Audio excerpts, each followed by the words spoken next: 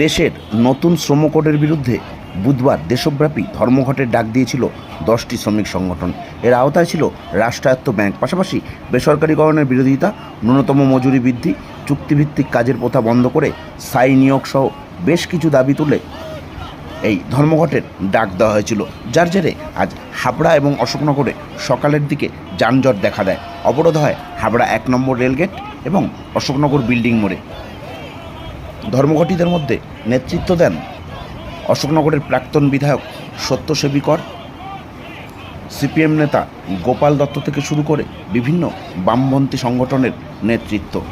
এই বাম শ্রমিক সংগঠন আজকের ধর্মঘটের জেরে সকালের দিকে কিছুটা ব্যাহত হয় জনজীবন, বাস চলাচলও ব্যাহত হয়।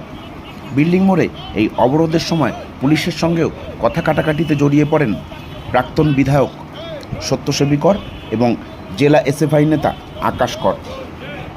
মিনিট 15 অবরোধ চলে। এদিকে হাবড়া 1 নম্বর রেলগেটেও বেশ কিছু সময় রাস্তা অবরোধ চলে, যার জেরে দাঁড়িয়ে পড়ে বেশ কিছু বাস। যাত্রীরাও তাদের নির্দিষ্ট গন্তব্যে যেতে একটু দেরি করে ফেলেন।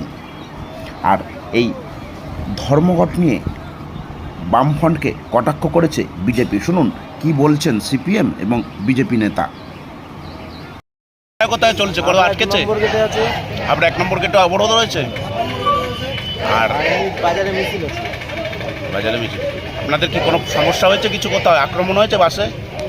এখনো পর্যন্ত হয়নি, এখানেই দেখছি আটকা। আর গাইঘাটা ওইসব দিকে কি বলবেন? কতক্ষণ দাঁড়িয়ে আছেন বিল্ডিং মোড়ে? সবে এসে দাঁড়ালাম। আর 1 নম্বর গেটে কতক্ষণ দাঁড়াতে হয়েছে? 1 নম্বর গেটে মিছিল ছিল বলে আমরা বাইপাস দিয়ে এসেছি। আপনার নাম? এখনো আছে শুদ্ধ। কত নম্বর রুটের বাস চালান? TN44। মাত্র 100 টাকায় আনলিমিটেড চিকেন বিরিয়ানি, সঙ্গে চিকেন পিস ফ্রি। ভাবছেন কোথায় যাবেন? বেশি দূরে নয়, অশোকনগরের বিজয় ফার্মেসি মোড়ে সুসজ্জিত ক্যাফে বিকেলের আড্ডা। চলে আসুন, তার সঙ্গে পেয়ে যাবেন মাত্র 2 টাকায় দুধ চা আর ভিড়। আসুন, অনন্য পরিবেশ, ঘরোয়া পরিবেশে যদি একটা বিকেল আপনজনদের নিয়ে কিছুটা সময় কাটাতে চান, তাহলে অবশ্যই আপনার ঠিকানা হবে বিকেলের আড্ডা, অশোকনগর বিজয় ফার্মেসি মোড়ের বিকেলের আড্ডা।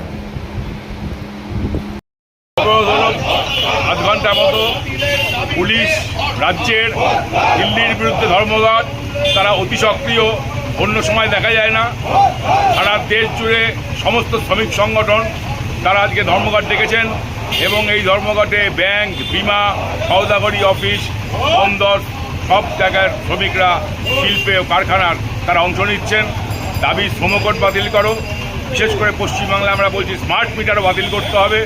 আর পশ্চিমবাংলায় যে নৈরাজ্য, তামান্নার খুন, ল কলেজের বর্বরতা, এই সব কিছুই আমরা মানুষকে সজাগ করার জন্য এই ধর্মঘটের সাফল্য। বিল্ডিং মোড়ে পুলিশের যে অতি সক্রিয়তা, কি বলবেন?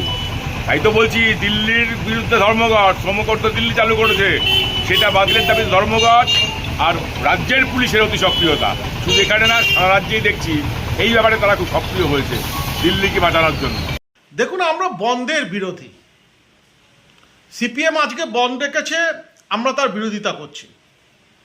ভারতীয় জনতা পার্টি তার বিরোধিতা করছে।